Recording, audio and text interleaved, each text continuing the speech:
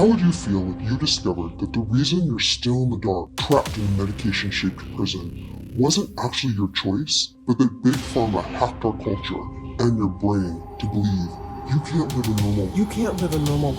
a normal life without meds.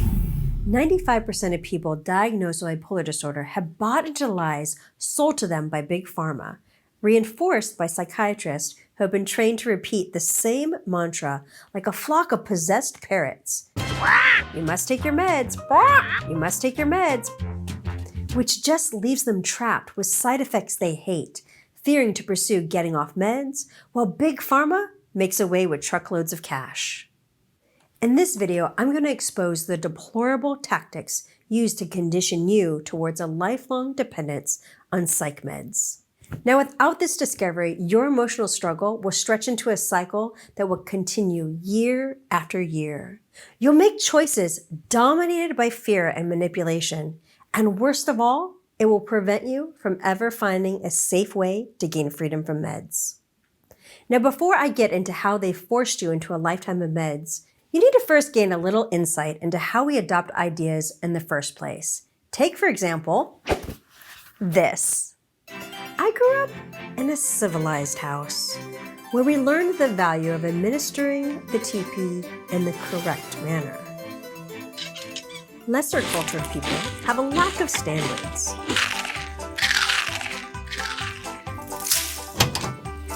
And do it this way, or even this way. Oh, you know you're particular about how to load those rolls. Where do we get these ideas from?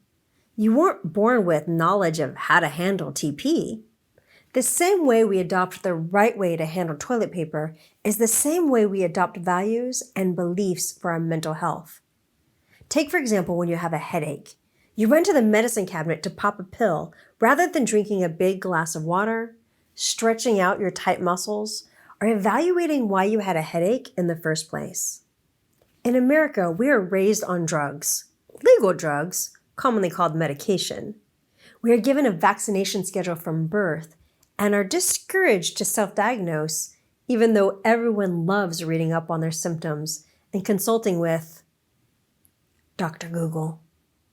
Are you starting to see it? Much of what we believe about mental health and the roles of medications we're trained up to believe. We're set up from an early age, and these beliefs are taught and reinforced by two primary sources. See if you can guess them. The first started when we learned to sit attentively on the floor. Later, when we graduated to big boy and big girl chairs, we looked to our teacher for answers. We learned that there are right answers and wrong answers. From this source, we learned something significant. Doctors are exceptionally smart and are the experts. We are civilized and educated because we use advanced medical techniques and medicines to cure our ailments.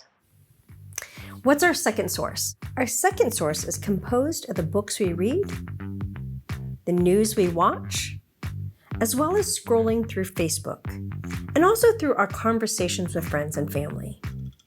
From this source, we reinforce to one another all of the correct beliefs that we should hold. We are a product of our formal and informal education. We are taught how to think and believe from our time in school and our exposure to culture.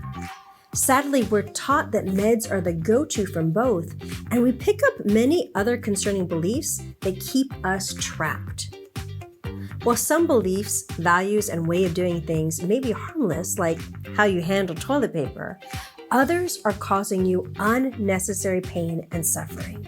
Let's dive into the ideas you've been hoodwinked into believing and expose how you came to latch onto these ideas like a child refusing to let go of a favorite teddy bear, or a woman refusing to let go of her favorite clock? Yeah, that's just a really weird clip. Isn't it odd that every YouTube video or article written on anxiety and depression will end conveniently with a push for you to get help from a licensed counselor or licensed medical professional? This repetition reinforces the idea that you don't know anything about how to improve your mental health, and you should leave such important and hard to understand topics to the experts. We're taught to worship doctors like gods from a very early age. We even pick this reverent attitude up in subtle ways. Do you remember the game of life? What profession did everyone want? A doctor. Here's the interesting thing though. Psychiatry has its limits, has a questionable history, and even psychiatrists aren't quite the experts that we're led to believe that they are. Meet Dr. Daniel Carlat.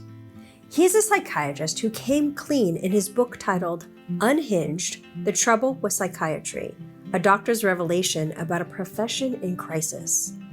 In this book, Dr. Daniel shares his concern that psychiatrists have settled for treating symptoms rather than causes. And this is mostly due to the pressure to see more patients so they can maximize the money they receive from insurance companies. Dr. Carlat said something eye-opening in this documentary expose about Big Pharma. I always have the impression that patients believe that psychiatrists are highly knowledgeable about the neurobiology and the underlying neurotransmitters, which are the chemicals in the brain that underlie mental illness. And I think it is surprising when they find out that we know very, very little about how these drugs work. Wow. We know very little about how these drugs work. Wow. And even Dr. Carlat wonders at how patients are under this impression that psychiatrists know so much. It reminds me of the treasured story of Wizard of Oz. All throughout the movie, Dorothy and her friends are on the way to see the wizard, because only the wizard can help. And when Toto reveals the man behind the curtain, we hear this. Oh, pay no attention to that man behind the curtain. And finally, we see the truth. You humbug! Yes, it's exactly so. I'm a humbug. Already you're beginning to understand how you were programmed to fall into this medication trap. I want to unpack this for you further with a few more points. Let's take a look at this example. I have two substances, substance A and substance B. Both of these substances are good for hydration. This one is free. It's available in copious amounts, and it has 0 side effects. This substance is helpful for solving hydration concerns too, but sadly, it has additives and chemicals that have been known to harm the body.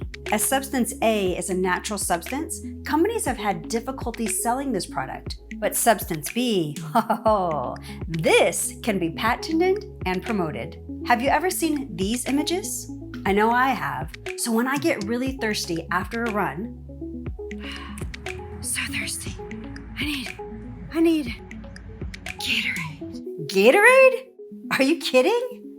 Yeah, we choose Gatorade over water. That's the power of great marketing. Now, you may feel uncomfortable with the idea that Big Pharma is actively marketing their drugs to us, but they've been caught red-handed for decades now with some rather ethically questionable tactics, such as ghostwriting for doctors.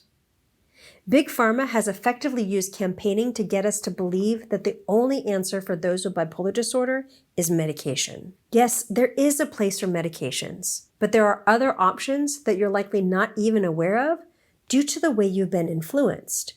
Which brings me to the number one reason you have been forced and coerced into taking meds and staying on them for life. Let me take you back to years ago. Due to psychotic symptoms during a manic episode, I landed myself a stay in the psych ward. During that stay, I learned that I was dealing with bipolar disorder. I remember the confusion I felt. I had 1,000 questions, like, why am I being diagnosed with this disorder? How am I supposed to get better? Can I expect to get better? And no one explained what I was up against or exactly why I'd been hospitalized. I was given many different medications to get me back to somewhat normal. My medical providers were clear that these meds were absolutely necessary. My condition was serious, and I could expect to be on meds for the rest of my life. I wasn't given any options. I wasn't given any warnings about the side effects. And I definitely wasn't given any advice for what other things would be helpful to manage the condition. Without any options presented, I took those meds prescribed to me. And due to a lack of education and wisdom, I actually did things to make the condition worse. And maybe my story is just like yours. You were told what meds to take, and whether outright or implied, you were led to believe that this was the only way, and meds would be necessary for the rest of your life. Once I began to see that meds were not capable of preventing relapse, and that I had been lied to by Big Pharma and misled by the dogma of medications are king, I began to wholeheartedly pursue a path to freedom. I successfully developed a system that allowed me to achieve complete healing and get off all my meds. And the relapses, they stopped happening. Big Pharma has influenced our culture and our educational system to train you up to believe that you can't live a normal life without meds. It's no surprise that you, like so many others, have fallen right into their medication programming trap. Now you can see right through their smokescreen. But how do you beat the system? How do you actually get off meds? And how do you do it safely? And how do you make sure bipolar disorder isn't controlling your life? For that, you'll want to watch this video right here, where I cover the 3-phase framework you'll need if you ever hope to find complete freedom from bipolar disorder. Oh gosh, that's gross. Oh.